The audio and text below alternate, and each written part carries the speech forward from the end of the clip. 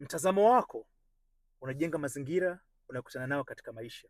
Juzi hapa nilikuwa nasema nitatoa itoe story. Juzi kuna kazi na wenzangu tunaifanya. Kazi ni kujenga, tumeenda kwenye mji fulani hapa Minnesota.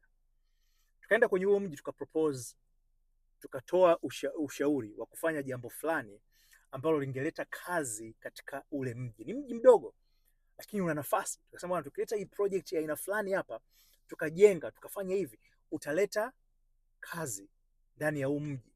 Nje ya kuleta kazi, hii kazi hizi, hao wafanyakazi watalipa tax, na wale ambao wanafanya kazi itabidi wanunue vitu, kwa sababu wataweza kununua vitu, naona biashara kadhaa zitafanikiwa na mji utatengeneza hela. Tumeenda kukutana na meya wa huo mji, akasema bwana Alpha na wenzako, akasema nyie, hii idea ni nzuri sana. Akasema sasa sisi, kwa sababu hii idea jinsi ulivyotuambia hapa, itatuwezesha sana. Akasema mimi, akamuita mtu wake wa mipango, akasema hebu wasikilize watu, kaongea naye. Na mtu akasema sasa tunafanya hivi, tunawapa land, tutawapa ardhi ya ekari kadhaa ili mfanye hii biashara hapa. Na akasema sisi tutawapa ardhi, tutawaconnect, kuna program iko katika hii state, mtapata hela za kiasi fulani ili muwezeshe hii biashara.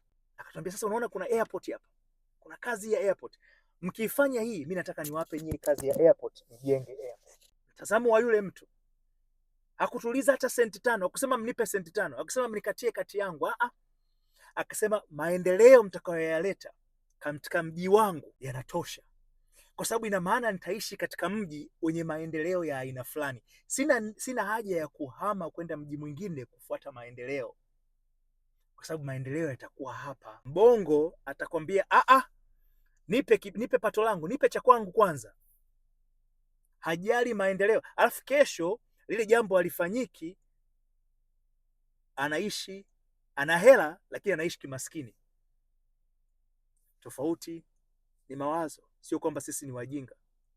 Tofauti ni mtazamo, sio kwamba hatuna uwezo. Mitazamo yetu ni ya kimaskini, maamuzi yetu ni ya kimaskini. Achana na maamuzi ya kimaskini, anza kutengeneza mazingira upendayo kuishi.